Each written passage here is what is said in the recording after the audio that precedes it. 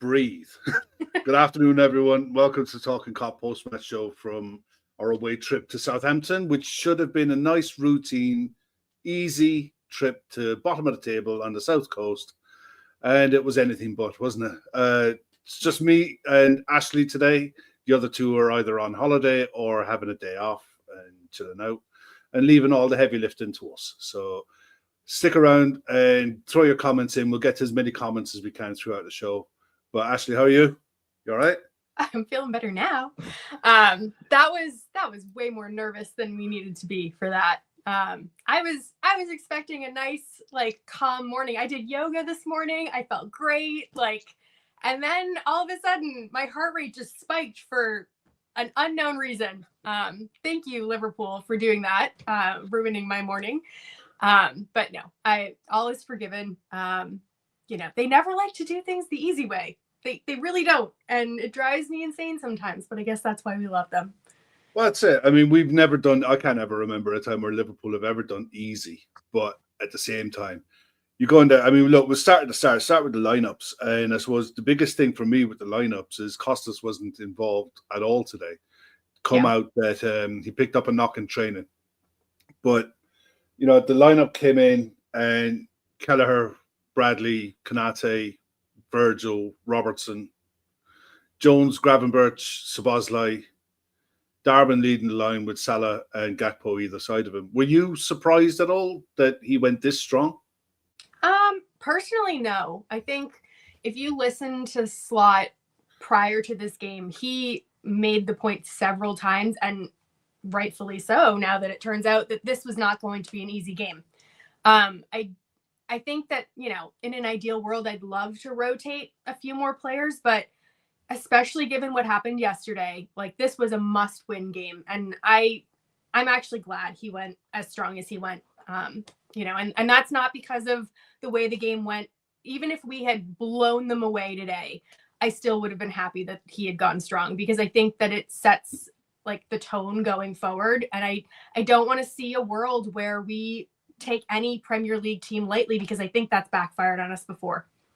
Yeah, I think Paul Giovanni in the chat supporting Liverpool is slowly over here. slowly turning Ashley to the cans. Well, I've got tea. No, I don't. Not after that. Reece Lee comes in at massive win. Absolutely is. We'll get to it all as we go through it. But the lineups came in. I was surprised. I was surprised he went with both Virgil and Konate. Other than that, I think the team kind of picks itself. You can tell that he wanted to rest McAllister after the long trip, and I think if he had the opportunity, he'd have rested Darwin as well. But there just was nobody else. If he wanted to rest, he is a bit. I think he would have rested them all. Yeah, if he wanted to rest Lucho, he would have. But it is what it is. There's 4 fit forwards available. 3 of the 4 have to play, and today it was Darwin. But look, we'll get into the game. They lined up on paper.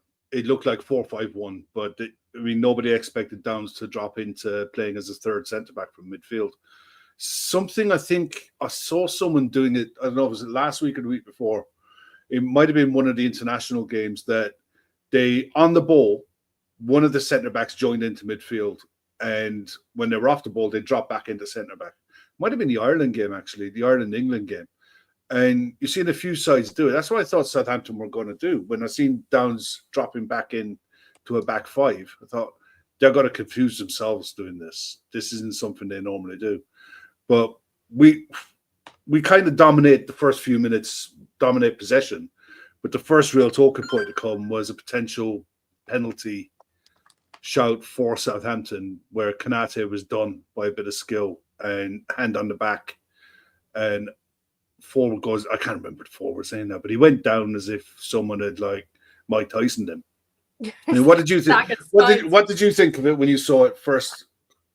First up, I think as the game went on, you saw that Southampton were going down under the slightest bit of contact throughout the game. I think that it's one of those where, I mean, obviously if the ref gives it, then it's probably not a clear and obvious error, but it was such a soft little push. And I think back to the Chelsea game, for example, when Mo Salah went down in the box and they just waved it away like nothing happened. There was way more contact in the Chelsea penalty claim for Mo than there was in that. So for me, not a penalty. Soft. I think he was looking for it. Well, Paul Giovanni in the chat, it was Armstrong. It was anything but a strong arm from Ibu Konate. I said to you before we come on, if someone walked up behind you in the street and pushed you like that and you fell over, I'd be asking, are you okay? And I wouldn't be saying, are you okay from the fall? But are you okay? Are you really that soft? It was just a dive. At the end of the day, if any forward in the box, when they feel any kind of contact, they go down. It's almost like a trained reaction to some of them now. The problem is, if the ref gives it, VAR isn't overturning it. Yeah. So, I mean, look, nothing came of it. But the other problem that came along, it was a warning shot for them on the counter. I thought they played some high-risk stuff, playing through the lines, and sometimes it paid off where they isolated us in positions that, they wanted to do. They wanted to try to get through with 3 or 4 players up front and run with the ball and make something happen. So much so that, look, Bradley got booked on 12 and Konate got booked on 16. So you got 2 of your back 4 sat on bookings. You're away from home, and we're not really troubling McCarthy too much. Yeah. I was worried at that point with the yellow cards, mostly because of the conditions, because I think that, when you have water all over the pitch like that, one well-timed tackle can quite easily become, something that you didn't mean it to be. So I was worried about that. And that the ref just loved a yellow card today. Like, there were a few, I think it was one on, was it Gakpo later in the game where he barely touched him and it was a yellow card. So yeah, I was a little bit worried about that. Yeah, I mean, I think it was a real talk there. Konate was in ropey mode today. Yeah, he did look ropey. He wasn't the only one throughout that first half, and it's something we said when we were doing the post-match show, and it was my biggest fear about today's game, is that we turn up entitled. That we expect a side like Southampton to just roll over because Liverpool are in town. They're bottom of the league. They don't score many. And they give up loads, So, and we turned up completely with the wrong attitudes for me in the first half, especially right the way through the half. Sloppy passing, poor decisions. Even when some of the chances that we created, there was one chance a cross came over from Mo, and he took it down and just instantly shot it. It was just one of them. It was a bad angle. The keeper was always going to save it, and against Man City, you're looking to cut that back for someone in a better position than you are, and it was a lot of that meandering along, waiting for something else to come. And, eventually the pressure told, because on 30 minutes, the goal came from our pressure and their insistent belief on you have to play out from the back at all costs, irrespective of whether your keeper is good with his feet or not. Yeah. But I mean, what did you make of this one? Because I watched it again at halftime, and for the life of me, they were under pressure for about 3 or 4 minutes, and it was constant. It was a real barrage. And, while we didn't really trouble McCarthy too much, they couldn't get out. And for me, I just think, I don't know what was going through McCarthy's head. I really don't. I mean, I think they lead the league in defensive errors leading to shots. I think they have 16 that have led to shots. 7 of those defensive errors have led to goals. And that's by far, in a way, some distance, ahead of the rest of the league. So I think it's something that it's clearly, it's an issue, but I don't know why they're not fixing it. They've decided that that's the Southampton way. I mean, I think the mistake initially comes from McCarthy. He's the one that rolls it out.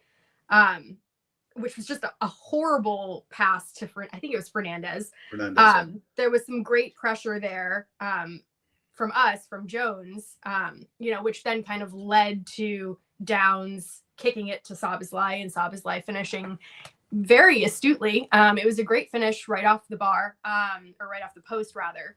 So I'm glad we capitalized on it, but it was them initially giving us that on a silver platter. It felt, a little bit reminiscent of us in our kind of worst periods last year where we were gifting goals, and that felt like a gift.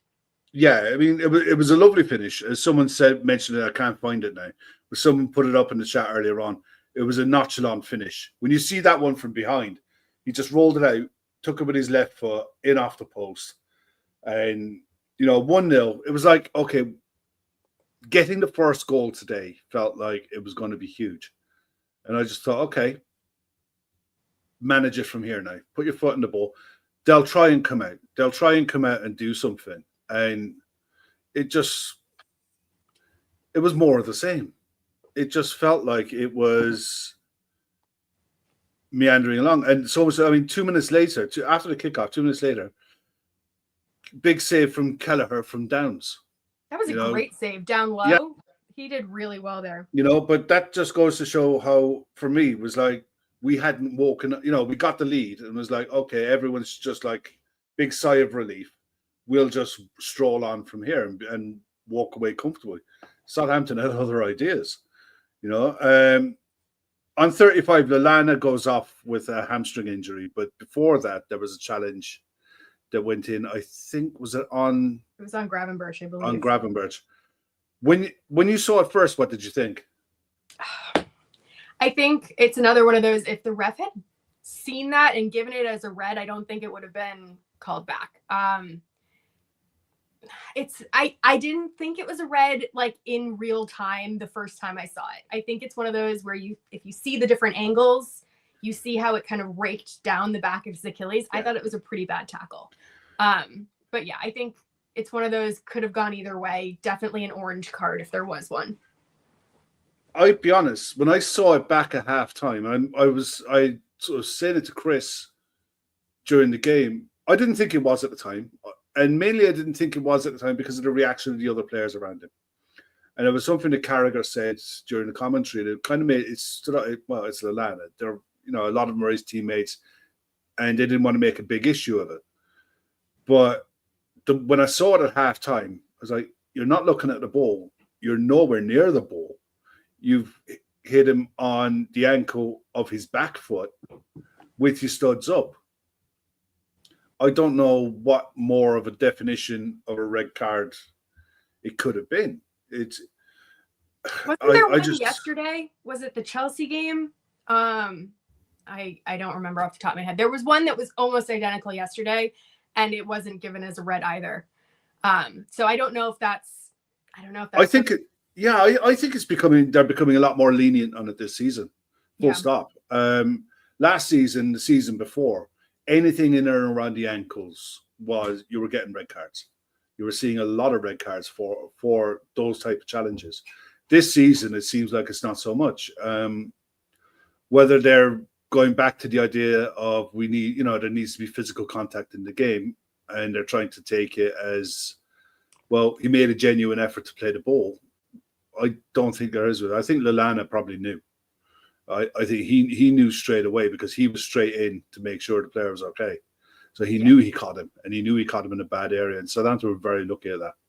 I think it's one of those, though, that, like, I don't think Lallana would have deliberately gone in to try to injure one of our players. So it does show that there's instances where it's not necessarily malicious, but it might be poorly timed. And I don't know if the weather had something to do with that, but I do think that if it had been given as a red, I think it would have been deserved. But yeah, it's one of those. Yeah, I don't think there was any argument about it. But look, I mean, Southampton made the change. Joe Arabayo comes on, and look, the next talking point really, you're talking the penalty. Yeah. I mean, Virgil goes on a wander, and Virgil van Dijk is no Joel Matip, and he gets to the halfway line and has a complete brain fart. It's like, what am I doing here? I don't know what to do. He tries to backheel it, and guy gets the ball, runs at Robertson, shows him enough of the ball to draw the challenge, knocks it past him. And this is where I think we've got different commentaries, and we've got different we might have different camera angles too. Perhaps. But first instincts for me when I saw it, that looks right. It was a foul. It looks anyway. right, as in yes, it's a pen. It's a pen. Yeah, it just looked right. It looked right on the line, and the line belongs to the penalty box. It didn't look that way on my commentary. Okay. Well, tell me how you see it, how you saw it, and how you see it still. So at least the angles that I was shown in the U.S. broadcast, the contact that was made on Dibbling, for me, was clearly outside of the box. Like where Dibbling's foot was a good chunk away from the line. I think the only argument, and I don't know exactly how the letter of the law is written, the only thing that might sway it toward a penalty is Robertson's boot was like grazing the line. Yeah. But for me, the actual foul itself happened outside of the box. Like where Dibbling made contact with Robertson on the tip of Robertson's boot was on the outside of the box. Yeah. And the commentary I got was there was no definitive angle that showed that the action stopped outside of the box. They said that the action potentially continued into the box, but they didn't have an angle of that. So they had to stick with the on-field decision, which was a penalty. Yeah. From my viewpoint, I would say no, but I do understand why it was given. Okay. Well, Sam Tandy here is, if you see the camera angle from behind, it was clearly just outside the box because you could see where the contact was. The side angle doesn't show where the contact was made. The problem, I think, comes when the referee's given it. The line belongs to the penalty box. So any part of Robertson's foot is on the line while he's making the tackle. The tackle is inside the box. But how does that work? Like, so let's say, for example, you, in a different scenario, let's say that it was 1 foot outside of the box, but Robertson's left foot was like trailing back behind him, and that was in the box. Like, surely it has to do with where the offensive player's foot is, not where the defensive player's foot is. It's catch-22 because where you are with this one, there's no clear angle to say that it was definitely conclusively outside the box with Robertson being outside the box. And Robertson made himself so small as well. It's one of them. It's like if anyone had watched it, the LFC women's game last week, I'm sure most people will have seen. That was so much worse. That was horrific. This one is like, look, it's a line call. And I think you could spend 5 minutes looking at it, but I don't think you're going to find anything that says, yes, that's 100% definitely outside the box, because there's enough doubt there with various camera angles. And the fact that, I mean, we're straying away from it because ultimately, for me, Robertson is hung out to dry. It was a good bit of skill from Dibley to get the run on him. But what was Virgil thinking? I mean, it was like, and about a minute before, Kanate caught it. And it was like, it was contagious then.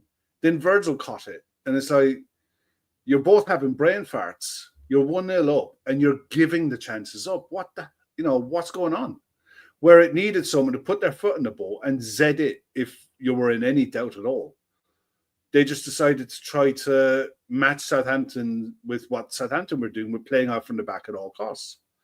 And it literally just, the game didn't turn on it, but you're giving Southampton something to defend again. They score. Kelleher was really unlucky.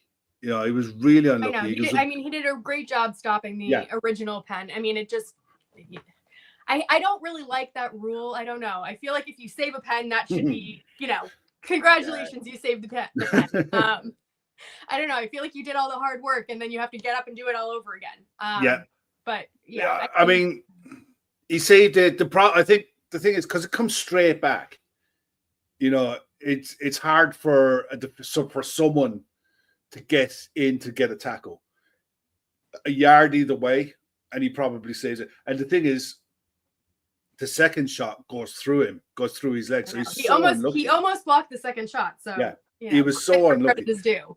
Yeah, didn't have a bad game, Kelleher, all day. It was just, I don't think he could do anything about that one. And we'll get to the second one later. And to be honest, he couldn't do anything about that either. But I mean, you're going on. Yes, Gakpo had, and I've just got this written down. Gakpo miss, McCarthy saw, just giving the ball away again. That was literally about a minute later, wasn't it? After the penalty had gone in, Gakpo got the ball, or McCarthy gave the ball up, and Gakpo nicked it, and he had to come back onto his right foot, and he fluffed it. So it's like, it was really getting frustrating. Rushed. Yeah, it felt rushed. I think there were points last season where it felt like this, where like the team was just pushing and pushing, but the actual final piece of the jigsaw was missing, and it felt a little bit reminiscent of that. I think it's RCTV in the chat just put, I hate the internationals because we're mentally off of it right after when we come back, and you've been traveling, there's jet lag involved, there's players that have been listening to different coaches, and the team looked disjointed in the beginning. And it seems like what Slot has built is that patience, but in order to have patience, like, you kind of all have to be on the same wavelength, and it did not look like we were on the same wavelength for the first 45-ish minutes of that game. Like, it felt very discordant. Yeah, I mean, Dan makes a point there. He thinks Gakpo could have just passed that into the net first time. Yeah, I think so too. He should have passed it. Could have passed it into the near post. But you get to halftime. How are you feeling at halftime? Because I was fuming watching it. Yeah, I was annoyed because I knew that we were coming on here, and I'm like, this is not going to be us too. And I'm like, I don't want to just like have a. I can't just grumpy Kev marathon, but no, I can't just batter Chris for like an hour and 10 minutes as usual. It's like shit. Damn, but it's like we just can't. We just didn't look like anything like resembling a side capable of building anything, because all of the chances that we had in the first half were chances that they gifted us. We won it back high up after their mistakes. We didn't really create anything ourselves. I mean, it's a growing frustration with me now watching what Slot is telling Robertson to do, and he does it with Costas as well. So I mean, Robertson will get a bit of stick today for it, but he's telling his left backs to tuck inside in the final third rather than overlap and allow your attacker to come inside and be the threat. Have you any idea why that would be? I cannot get my head around why you would want your left back as an inside left striker in a final third. I don't get it. I mean, I don't know if he's worked in the past with, whether it's Robertson or Alexander-Arnold, or even if it's Tsimikas and Bradley. I mean, I feel like they have this ability to get the ball across into a dangerous area. And I don't know if maybe he hasn't worked with players that have that ability to do that from out wide. I don't know. I mean, there's clearly a tactical plan there. I am not in Slot's head. I mean, there were a few times earlier this year where that was really working between Robertson and Gakpo, or Robertson and Diaz, where there was that overload in the box and it was like really confusing some of the opposition defenders. So there are times when it works, but I think the issue that we have is that our fullbacks don't score. Like, Robertson is not going to score from that position. So that's why it looks kind of silly, because he's been in a lot of really great scoring opportunities, and it's maybe like a 1 out of 10 chance that he's going to get it in the actual net. It drives me absolutely mental watching the game. Especially when you're watching us playing against a side playing 5 at the back, because if you're playing against any side with 5 at the back, 4 across the middle, and it was almost like 2 banks of 5 for large parts of that first half, you have to stretch it wide. Mo Salah was anonymous in the first half. Yes, he was. Couldn't get involved. And it wasn't a case of he couldn't get involved. We couldn't get the ball to him. We weren't servicing him at all. Yeah. I thought Darwin Núñez was absolutely atrocious. Again, couldn't get the ball His into him. Pressure was better. Like I think that was the stronger part of his game, was coming back and adding pressure. But Yeah, but you need I'm more. waiting on him, and I'm kind of losing patience. I'm like, I don't know. Again, I don't know what he's being instructed to do, but I feel like we don't see him shoot anymore. Yeah, I mean, Chris is right there. The front three fed off scraps. But when you're trying to work through the middle and you've got virtually two banks of five, but a bank of five and a bank of four who are not moving, you're not doing anything to move them out the way, then your only other option is to put the ball wide and put crosses in the box. And when you're not doing that, you're standing still, and you get a first half like we got today. It was literally it was impotent. They got a goal off a gift. We got a goal off a gift. And the second half, were you surprised there was no changes at halftime? No, I wasn't. I don't think it was bad enough. I think in a different world where we didn't have the games coming up that we do, maybe he would have made changes. But I think that, a couple of those players, whether it was McAllister or Diaz, I think he's trying to save them and keep them primed for the two games that we have coming up. And I think that it was like a needs must to bring them on toward the end of the game, but I think he was probably trying to hold off on doing that. I think there was a big jump in performance when they came on, though. Oh, massively. We'll definitely get to that. But one thing that two things we have to mention. Just give me 1 second. Football prizes. The new football prizes offer is £2.95. The link is in the description. It's also on all of our social media accounts. It's a signed 2005 Champions League program signed by all the squad. There's also some 19 spot prices in there as well. So look, if you're going to give it a go, they're great stocking fillers. If you're going to give it a go, £2.95. If you do and you get something, let us know. We'd love to know. We'd love to be able to shout your name out if you do go for it and you do get a win out of it. There are winners. There definitely are. That one. That is from them. Yeah, 100% there are winners. But the other one as well is, as you can see along the bottom of the screen, it's that time of year now where, times are definitely getting hard. The weather's turning crap. And I know the Lighthouse Cafe in Dublin do an awful lot of work with the homeless in Dublin, and they do need funds to help them to be able to stay open for longer and to be able to provide more services to people who are finding it tough at the minute. And fan supporting food banks, a joint Liverpool and Everton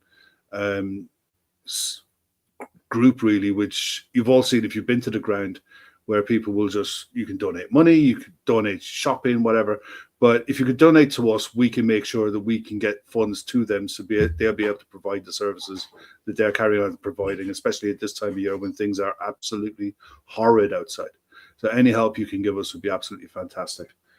Right, into the second half, and no subs. First note I got is Gakpo's booked for a foul on Onyeochu. I thought he was good. Yeah. He's a unit, isn't he? There was one where he just kept the ball and he looked so press resistant. He ran through our entire midfield. It didn't really come to anything in the end, but yeah. I mean, I know he's Nigerian, but that was very Nwankwo Kanu. He used to be at Arsenal. Kanu with the ball at his feet used to be kind of like that. Seriously skillful. I didn't think he had that in him, but the little no-look pass at the end, just it was completely unnecessary, but it was great. Totally unnecessary. Love it. But I mean, it was another soft booking. But I mean, preventing a counter attack, you're always going to get those kind of fouls. And we have a corner on 55, and from there, they did to us what we've done to loads of sides over the years. Like Villa. Yeah. Specifically. They broke Villa on that corner.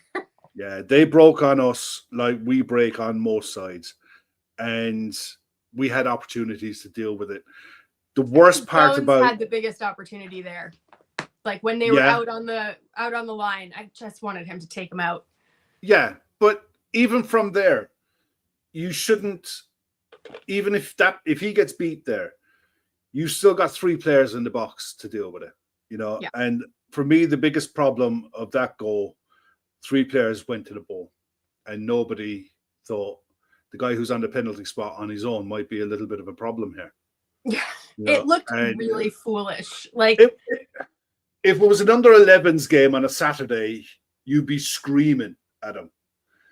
But it was, for me, it was pure panic, pure total panic. That they knew the situation of the game. It was 1-1. We weren't playing well. It was clear as day we weren't playing well. And the 3 of them just flung to the ball. And it was a lovely pass back. And it was a lovely finish. Kelleher had absolutely no chance. It was tucked into the corner. And that's his first goal in the Premier League for Fernandes. Yeah. And he, speaking of panic stations, the way that we looked, he did not panic. He looked cool as a cucumber and just passed it into the net. And I was like, I don't know. Looking back at the replay, we just looked like idiots. Yeah, it was. It was ridiculous. It was such a stupid goal to give up.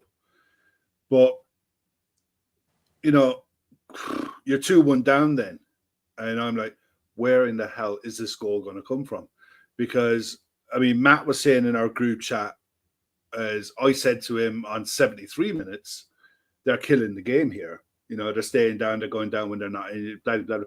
So they were doing this from 1-1. I hadn't noticed really, but they were. And you can't blame them for that. But there was another 50-50 shout for a penalty on the hour, actually, where Armstrong and the keeper collided. And I don't think it's a pen. But at the same time, it's clumsy. It looked like another panic station moment. I think we got fortunate with that call. I think that, Kelleher was coming out for the ball and it was sort of like a natural collision. But it didn't look good. That was, I think that was my big takeaway from like the first 60 to 75 minutes of the game is just how, we talked about Ibu looking ropey. I think our entire back line looked ropey. Like it did not look like our normal, like solid force of a wall like that we normally have. So that was not great. Yeah. Listen, Derek, thank you very much for the super chat. Really, really appreciate it. If you throw a comment in there, we'll make sure, or if you have any comment to make on the game today, make sure you throw it in. We'll bring it up. We'll discuss it for sure. 100%. Thank you very much for that. And it just goes on a couple of minutes later. Salah, 1 touch, grab assist, McCarthy sold himself, and we're back in it. It was like that was on 64 minutes. It seemed to, it was seems like it happened in slow motion. Yeah. Everyone thought it was offside except for Mo Salah, and Mo Salah doing the Mo Salah things where he can sniff out an opportunity that no one else does. McCarthy should not have been coming off of his line like that. He left that space wide open, but I thank God for Mo Salah. Honestly, thank God, because the nerves were jangling for real at that point. Yeah, it was. Look, the ball to find him was outstanding, first and foremost, because the ball is nothing more than a ball into space. Something for in behind the fullback, something for Salah to run onto. And the ball had enough height to tempt McCarthy into thinking he could get there. And if Salah takes a touch, I think McCarthy does get there. But the fact that he one touches it and he follows it is like, I don't know if he was trying to put that across. I definitely don't think he's going for goal there. I think he's looking to slide that across, maybe to Darwin or to Gakpo coming in on the far post. But the fact that he follows it all the way in, it's just absolutely ridiculous finish. And again, it's 2-2. This is supposed to be an easy game against bottom of the league. But I think it would be so exciting, that's for sure. Yeah, but look, the truth is, we were absolute cack today, right? We were crap. It was not our best game. No. I mean, Chris said there, McCarthy for Salah's goal was a proper brain fart moment. Very clever by Salah, who is still very quick. And I think that's the thing. The height on the ball, on the pass, and the pace of the pass deceives McCarthy into thinking he can get there. And Salah's pace and speed and the touch, because it just took him out of the game completely. Similar to, do you know, it reminded me of actually Nick Pope doing something similar to that. It's not his game, so don't try to do it. You don't expect your goalkeeper to be in that part of the box. It was just, I think it was a bit of luck. It was a bit of luck that we needed, but it was still so well taken. And, it's like, I don't know. The game, to me, changed completely, and our ability to play in it and how we played was on the subs.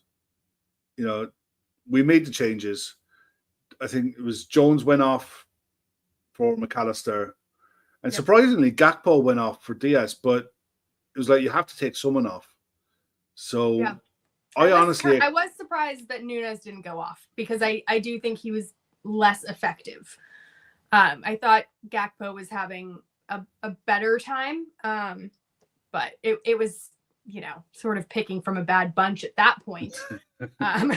But I think there was such a marked change with those subs. I mean, they brought the energy that we were lacking. And I mean, there was a point where I think I texted you where I said, I'm all for the slot patience game, but I think we need to inject some urgency now. Like the clock was starting to tick down, and I'm like, we can only be patient for so long. Like, we're going to run out of time.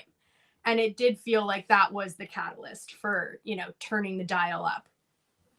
Yeah, it was like, I almost expected it, given the context of the game and what we needed to do in the game. I thought he might go 4-4-2.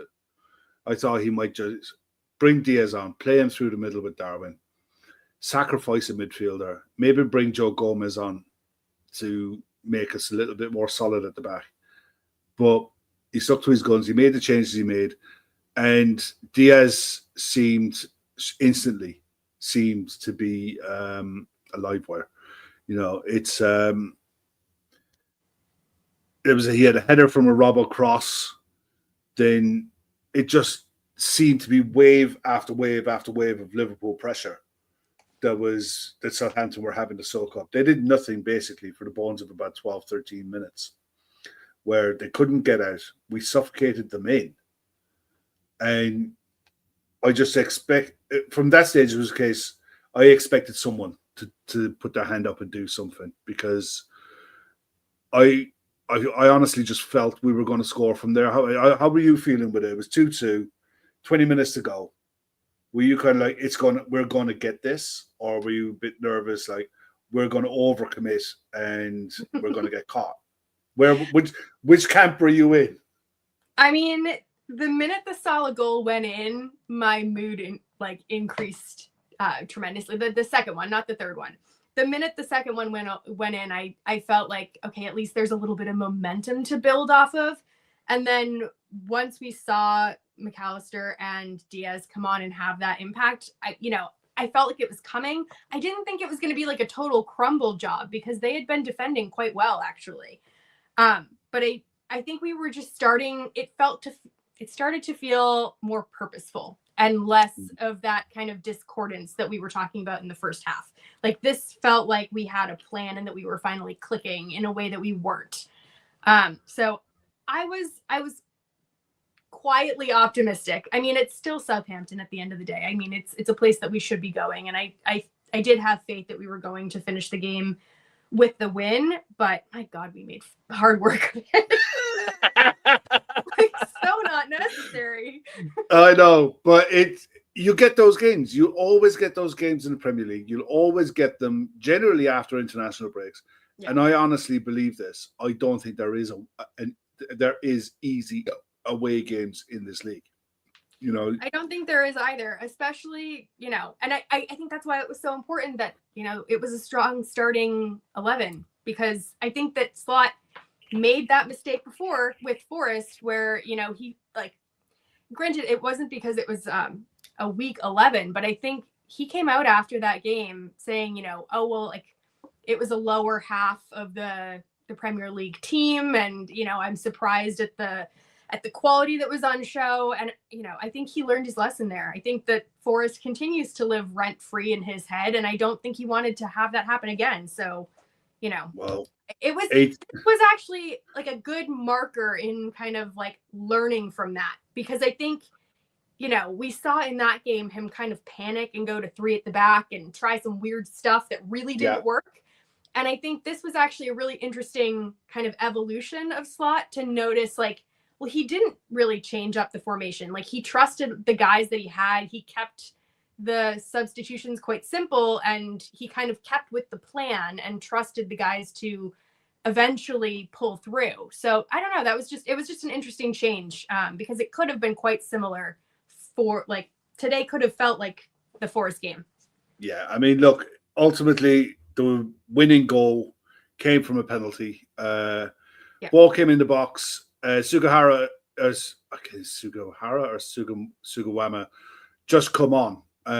He'd not long been on the pitch. He is a right back by trade, but I think the fact that Luis Diaz was there panicked him. It was pure panic mode. Yeah. And ball, it just looked handball all day long, every day of the week. It definitely bounced up in an awkward way, but there was like a hand to ball action there that I think was his undoing. Like, and it was high, it was out away from the body. Yeah. Like, that's it. It's just one of them. Yeah. It's just one of them. It's probably a reaction from his. It's a normal reaction, isn't it? Ball's up there. It's like, get away from me. Yeah. There was momentum and everything. And, sometimes it just happens. Like, sometimes it doesn't need to be, I'm stopping the ball from going into the net. Sometimes there's just contact and your arm's out and you just have to, no pun intended, but kind of pun intended, hold your hands up and say, I fucked up. So that's what happened. Yeah, exactly. And Salah steps up and he tucks it away. McCarthy, I'll tell you what, that was closer than what it looked. Because from behind, McCarthy gets close to that. He goes the right way, but Salah, with pace and the height on the ball, slots it in. 3-2. And you're like, okay, there's 9 minutes plus injury time to go. Just see this. Not just see this out. See this out is wrong, because that signifies that you're just going to sit back, park the bus, and lump it as much as possible. And we didn't. We did the absolute opposite of that, really. For one of the few times this season when, you're into the last 10 minutes of a game, you're leading. It looked like we went not gung-ho, but we looked like we went chasing another goal. And Salah looked like he was chasing like he was desperate for the hat trick at that point. I meant to say actually about Salah's celebration, shirt off, booked. Yeah. You don't see the shirt off Salah celebration too often, unless it's meaningful. He saves it the for players meaningful know. Moments. Players know. The one thing I wanted to touch on with Salah, because he did that interview over the break where he talked about staying in the game when he didn't have a good performance. Yeah. And this felt like a pure example of that, because for the first 45 minutes, he was anonymous as anonymous can be. And the fact that he was able to stay in the game and then see that opportunity where he got the first goal, which pretty much nobody else saw, and then continued that pressure and really just used that momentum. It was so intelligent, and it really just speaks to his mentality as a player. And that's what you want. You want someone to take the game by the scruff of the neck, because we desperately needed that today. And today that was Mo Salah. So credit where credit is due. It's almost like he's world class. Who the it hell is. would and think it's almost he's not like world he's class? Playing for a new contract. And he's turning that dial way, way up. Oh God, there's a conversation. Look, there's enough gossip out there about contracts and what have you. I listened to someone on a pod do a good analysis on all of the contracts, actually. And the point that the guy came across with, and I thought was a really valid one, you're not giving Mo Salah or Virgil van Dijk a pay rise. But if you believe they can maintain the levels that they're on, you'll maintain their pay and probably give them more incentivized bonuses. Say to them, look, if you think you can carry on doing what you're doing, we will pay you more if you do it. No problem whatsoever. But I think it's in the back of FSG's mind. I think Fabinho scared the shit out of him. Rightfully so. And I think I also think that there's a few more players on that list that have left recently that have fallen off cliffs. Yeah. But Fabinho fell off a cliff on our watch, and we saw it happen. And I don't think anyone saw it coming. I think the only thing with Fabinho that I can kind of point to is just the way that I think we mismanaged him in terms of using him as a 6, using him as a center back, not getting the proper cover in those seasons when we knew that it was taking a risk. Yeah. And I think ultimately that was telling. I think when it comes to whether it's Virgil, whether it's Mo, specifically those two, I think it's about how you manage them going forward and also about how they manage themselves. I think they set themselves apart in the way that they manage themselves just from a purely professional level. And, I do think that was a really good point in that podcast. I definitely listened to the same one where they were talking about, the money on the table it's not about what they did in the past. It's what they're going to do in the future. And you're paying for them at the ages that they're going to be. And, are you going to be paying Mo Salah, more money as he gets older? I don't know. I mean, they did say that having it be heavily incentivized makes a lot of sense. And you can increase the incentives so that, if he continues to perform the way he is, he will get paid more.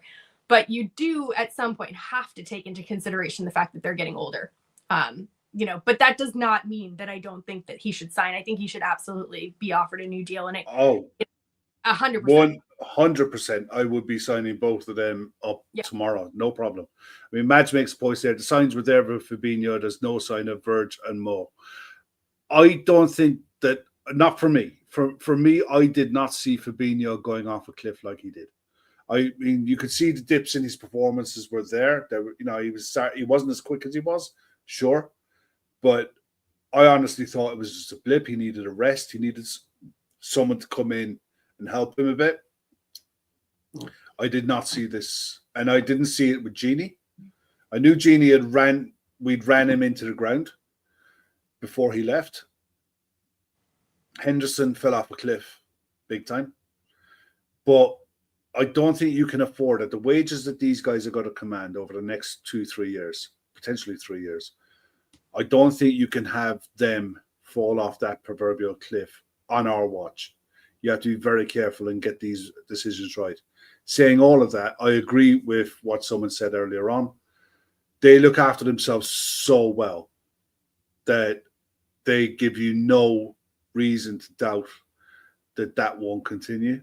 So I would absolutely sign them, but it's a conversation that's going to come back over this probably next summer and the summer after. We have to start planning for life without Virgil van Dijk and without Mo Salah in the coming years. So whether that's from within the squad or whether we have to go into the market to start looking at players to bring in, that's something that's going to happen down the line. But please, that would have made these conversations a lot easier if we had already had those players in the team. And I think that that's kind of the other side of this conversation that, not only did we fail in forward planning in tying them down to contracts, but we also failed in forward planning having the correct players in the team to back them up should they not sign the contract. So we really dropped the ball on both counts here. Yeah, Sam makes a great point there, actually, that even if they fall off a cliff, the Saudis will still give good money. We got 40 million back from Fabinho, Fair point. I mean, look, I'm not saying for a second that I wouldn't sign either. I would. I absolutely 100% would. I'd sign all three. And I wouldn't even I wouldn't lose any sleep in doing it. It's not my money, for one. But it's, and go back to, I understand from the player's point of view, why they've waited as long as they've waited. Because I think the second the Klopp made his announcement, if I'm a player or a player's representative, I'm not talking to Liverpool about my player at all until I see who comes in, what that manager's like. Does that manager style suit my player? Does my player want to play for this manager? And does that manager want this player? Especially as kind of their last big contract for Yeah. both these two players that we're talking about. I mean, Trent is a whole 100%. different issue, so we'll just park him to the side. Yeah. You know, but yeah, for these two guys, I mean, this is like their final hurrah, and I don't blame them for wanting to make sure that you know the boat that they're signing up to be on is a good one. But I'm fully of the belief that they'll see the progress that the squad is making. They'll be told the caliber of players that we're looking to bring in. Yeah. And they'll look at it and think, yeah, if I stay here, we can win more. You know, it's not all about this season. Yeah, for the next 2-3 years, we can go on and we can do something here. If they believe that, they'll stay. And if we see them signing, what a boost for us that's going to be. You know, as fans looking on. I think that could be very strategic, actually. I mean, granted, we are like doing real well right now. I can only imagine the boost that would come into the stadium hearing about a contract extension. You know, and I think that there's a little part of me that just thinks the media team might be waiting to drop, you know, one of the two of them, you know, when they feel the time is right. Hopefully. I mean, hope so. Get back to today's game. I want the Virgil shirt next to the Christmas tree. There's a wide open, you know, like that would be awesome, wouldn't it? Redo the Virgil Christmas tree. Yeah, that would be actually awesome, to be fair. Look, get back to today's game. Look, we finished the game out. Salah hit the post as well late on. It's 87 minutes. He was desperate for the hat trick, wasn't he? He was. He was desperate. I was also because he was in my FPL. Well, I'm not changing my FPL team one jot because I have got Erling Haaland captained up front and he is not doing a damn thing. And I'm not tempting fate. I'm just one of those kind of people, weird like that. But the last change to come on was Darwin for Endo. 8 minutes of added time, which I thought was a bit, you know, 8 minutes really. It was a lot, but I mean, you did have what was the player that went down with like minimal contact that said stretcher, no stretcher, stretcher, no stretcher. He should have been booked for that. Yeah, that was annoying. As soon as he stood up to walk off the pitch, he should have been booked for time wasting. Yeah, because that drove me insane. Yeah, and it's not so much the player. The physios were asking for the stretcher to come on. Yeah, and it's no, they're waiting for your man to go and get his top. That's all they were waiting for. It was. I would have been behind him, booked, get off the pitch, and apparently he was throwing yellow cards around for everything else. Well, yeah, apparently he threw one at. I don't think was there any time wasting yellow cards because there was a lot of time wasting. No. I mean, he threw one at the Southampton bench for their coach, I think, when he thought that Jones had fouled one of their players and we went on the counter. But other than that, no, that was it was mad. But I mean, look, we finished at 3-2. We're clear, 8 points clear, and 11 goals clear of Man City as well. So, you know, now that we can breathe and relax, how are you feeling about the weekend as a whole? And after witnessing that performance, how are you looking forward to the next few games? I mean, first of all, I brought this in your honor. Good day, mate. Because I thought that it was really important that we acknowledge the fact that Tottenham did something good yesterday. Spurs didn't go all Spursy. They did something very good yesterday. So credit, they are so Jekyll and Hyde. I have no idea what Spurs team is ever going to show up, but thank you for showing up yesterday because that was amazing. I think it sets us up brilliantly. I think, you know, the good thing about today is that now with hindsight, we can say we got through it and we got the cobwebs off because there's always cobwebs when you come back from the international break. I would not have been wanting to play City even in their current iteration today because they would have punished our mistakes much more than Southampton did. So I do think it's important to get some sort of rhythm going. I think Madrid is the less important of the two games, as much as I'd love to get one over on them. I think right now I just want to see them establish the rhythm and get back to the way they were playing pre-international break. Well, I think Madrid are playing this evening early. I think they're kicking off, if not in the next half an hour. It's very soon today, and they're away from home, but it's a game they should win. It'll probably be a blow off the cobwebs type of game for Madrid. City still got 22 shots or something like that yesterday. So I know the scoreline says 4-0, and they were so easy to play through and so easy to get at. I think that scoreline flatters Spurs massively. On another, I don't think it's going to be as clear cut as that scoreline makes it look for us. No. I think that's still going to be a very hard game. Very. I mean, Vicario made some really good saves. And on another day, City score 2 or 3 and get it back level. Yeah. I mean, I think Haaland hit the post twice. Yeah. So it was a marginal thing. Yeah. Anyone who thinks that Man City are, dead and buried and gone and they're falling apart. They'll have a point to prove too. Yeah. I mean, they just lost their home record. They got absolutely spanked by Spurs, which is not something that you want to be doing. They're gonna want to come out and prove a point. So, and they know that this is, I mean, for us, it's not title challenging, or title defining, but for them, it absolutely is. Oh, it absolutely is. Like they have no choice but to go hell for leather in that game. One thing I'll say, right, because we'll wrap up soon, but Pep will never, ever get this chance again to win 5 in the bounce. No manager in the Premier League I don't know era. A manager will in our history. No. Well, no manager in the Premier League era has ever won 5 titles in a row.